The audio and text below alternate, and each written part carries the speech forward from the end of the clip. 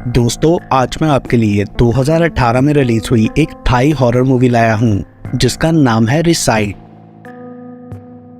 Film के start में हम कुछ लोगों को एक डेड बॉडी के पास मिस्टीरियस रिचुअल करता हुआ देखते हैं। वो लोग एक ओल्ड मैंशन में थे जिसे इन्फिनिटी स्पिरिचुअल सेंटर कहते हैं। वो लोग उस डेड बॉडी में एंटर होने के लिए किसी स्पिरिट को बुलाने की कोशिश कर रहे थे और सडनली डेड बॉडी हिलने लगती है। तभी उस ग्रुप की मैडम सबसे चैंटिंग करते रहने को बोलती है एंड जब वो डेड बॉडी अचानक से उठकर बैठ जाती है तो मैडम उसके सर पर हाथ रख के दोबारा नीचे लिटा देती है। उसके बाद मैडम दरवाजा बंद करवा के कहती है कि कोई अब दरवाजा नहीं खोलेगा क्योंकि एक प्रॉब्लम हो गई थी, लेकिन अब सब कुछ अंडर कंट्रोल है।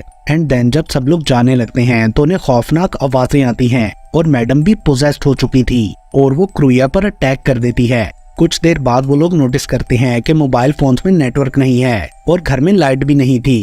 वो लोग पोजेस मैडम को एक रूम में लॉक कर देते हैं। उनमें से एक लड़की सरोय पूछती है कि ये डेड बॉडी किसकी है, जिस पर क्रूया बोलती है कि मुझे नहीं पता। तभी अचानक से लाइट आ गई थी और दरवाजे पर नॉक होता है जिससे सब लोग डर जाते हैं। क्रूया क्रेट को दरवाजा खोलने से मना करती है मगर बाहर डेज था। वो लोगों को दरवाजा खोलने का कहता है। उसकी आवाज सुनते ही उनकी जान में जान आ गई थी। सरोय जल्दी से दरवाजा खोल देती है। डेज मैडम का बेटा था और वो लोगों के डरे हुए चेहरे देखकर मैडम का पूछता है तो क्रेट उसे अपने साथ उस रूम की तरफ लेकर जाता है और बताता है कि रिचुअल के बीच मैडम को कुछ हो गया था। डेज आहिस्ता से रूम में एंटर होता है और मैडम को पोजेस्ड हालत में देखकर वो स्पिरिट से पूछता है कि वो कौन है और उसे क्या चाहिए, बट वो उसके फेस पर स्पिट कर देती है जिससे डेज को गुस्सा आ गया था और वो कुछ स्पेल्स पढ़ने लगता है जिससे मैडम बेहोश हो जाती है। तभी क्रेट और सरोय भी रूम में आते हैं तो डेज उन्हें पवित्र धागों को काटने का कहता है और बताता है कि मैडम को किसी भटकती आत्मा ने पोजेस कर लिया था जिसने उन्हें अब छोड़ दिया है, बट वो अभी भी इसी घर में भटक रही है।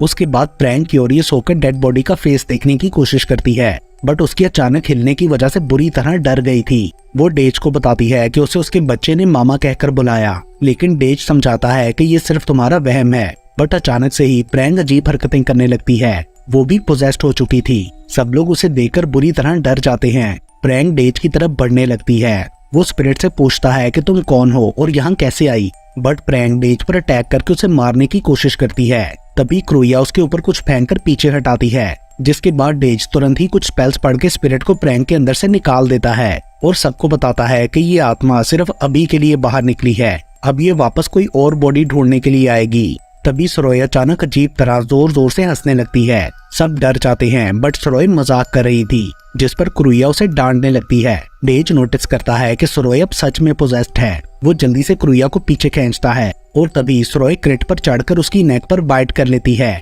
जिससे वो भी पोजेस्ड हो गया था और कहता है कि मेरे फादर को तंग ना करो, जिससे हमें पता चलता है कि यहाँ एक नहीं बल्कि दो स्पिरिट्स थी, एक बाप और एक बच्चे की। क्रूया, डेज और प्रैंक स्पेल्स पढ़ते हुए सरोय को कंट्रोल करते हैं और आखिर थोड़ी स्ट्रगल के बाद वो लोग स्पिरिट को सरोय के अंदर से निकाल देते हैं। एंड देन क्रेट भी बेहोश होकर गिर गया था। उसके बाद डेज सबको बताता है कि मुझे लगता है कि शायद ये जंगल की भटकती आत्माएं हैं जो इस एरिया को हॉन्ट करती हैं और मैडम की चैंटिंग ने एक्सीडेंटली उन्हें जगा दिया, जिससे वो इस घर में आ गई और अब वो एक एक करके हम सबको मारना चाहती हैं। ये सुनकर नॉब पूछता है कि वो हमें क्यों मारना चाहती हैं, जिस पर डेज बोलता है कि आई थिंक हमारी बॉडीज के थ्रू बाहर से एक और स्पिरिट को अंदर लाना चाहती हैं। अब डेज को भी क्यूरियोसिटी हो रही थी कि आखिर ये बॉडी किसकी है और मैडम इसे जिंदा क्यों करना चाह रही थी। बट जब वो उस बॉडी का फेस देखने के लिए जाता है तो क्रूया उसे रोक देती है क्योंकि रिचुअल अभी पूरा नहीं हुआ था, सो बॉडी को छेड़ने से कुछ बहुत ही ज्यादा बुरा हो सकता था। उसके बाद वो लोग सेंटर के सब डोर्स और विंडोज को प्रोटेक्ट कर देते हैं ताकि कोई और स्पिरिट अंदर ना आ सके।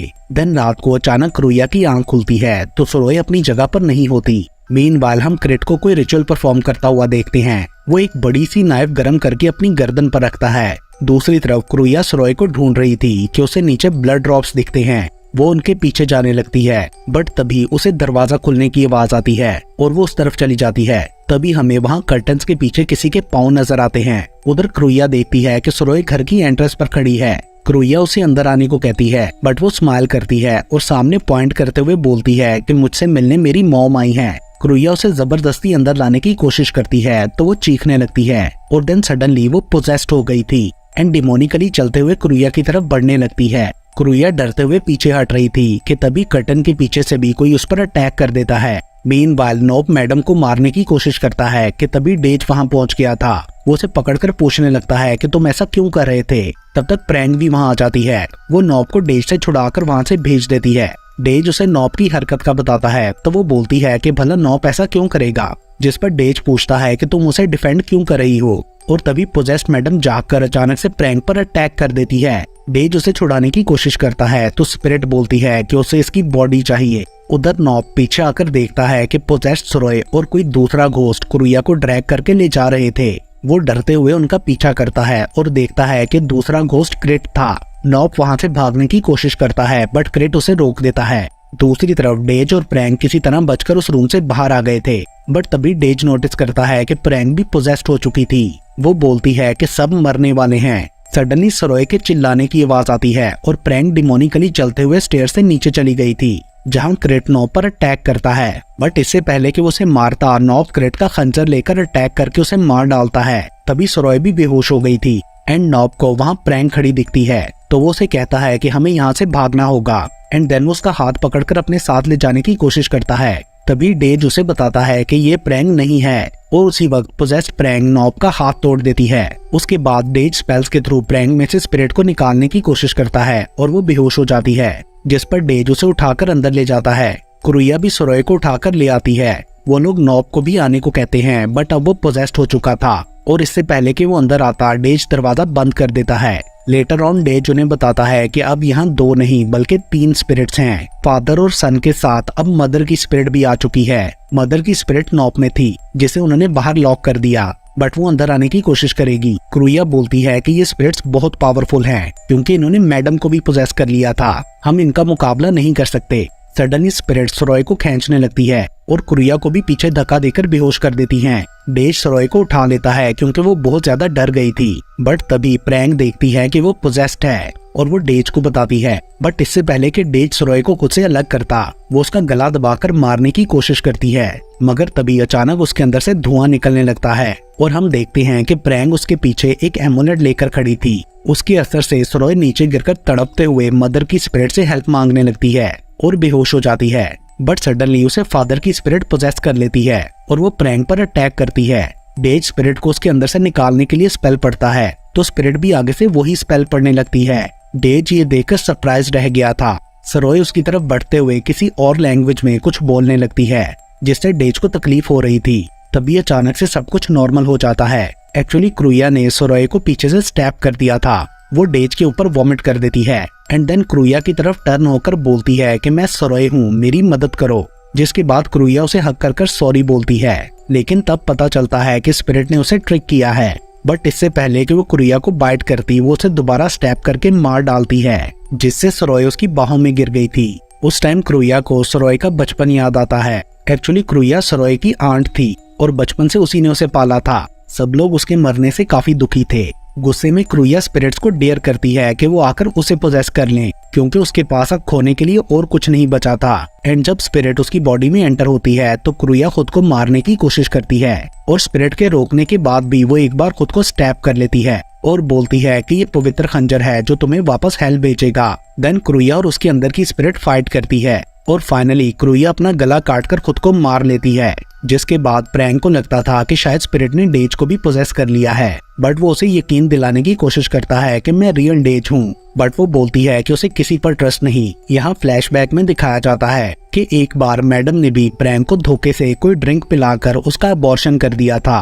प्रैंक असल में डेज की बीवी थी। मैडम ने प्रैंक के एक्स बॉयफ्रेंड नॉब को भी हायर किया था ताकि डेज की नजर में उसका इमेज खराब कर सके। बट नॉब प्रैंक को सब सच बता देता है, इसलिए वो लोग अपने बदले के लिए मैडम को मारकर भागना चाहते थे। प्रैंक को लगता है कि शायद डेज जानता है कि मैडम किसकी बॉडी के लिए रिचुअल कर रही थी, बट उसने बाकी सबसे छुपाया, इसलिए वो उस डेड बॉडी का फेस देखने जाती है। और यहाँ हमें फ्लैशबैक में दिखाया जाता है मैडम ने डेज को नॉब और प्रैंक के अफेयर का बताकर बोला था कि वो बच्चा तुम्हारा नहीं बल्कि डेविल का था। डेज पूछता है कि आप प्रैंक से इतनी नफरत क्यों करती हैं, जिस पर मैडम बोलती है कि मैं तुम्हें अपना वारिस बनाना चाहती हूँ जिससे मेरी सारी पावर्स तुम में आ जाएंगी। सो आई वांट कि तुम्हारी कोई फैमिली ना हो। उसकी ये बात सुनकर डेज गुस्से में वहां से चला जाता है। हम देखते हैं कि डेज की गाड़ी की ब्रेक्स पहले ही नॉब ने फेल कर दी थी। सो रास्ते में डेज की एक्सीडेंट की वजह से डेथ हो जाती है और यहाँ पता चलता है कि वो डेड बॉडी असल में डेज की थी। वो रिचुअल उसे दोबारा जिंदा करने के लिए किया गया था। प्रैंग ये देखकर बुरी तरह डर जाती है,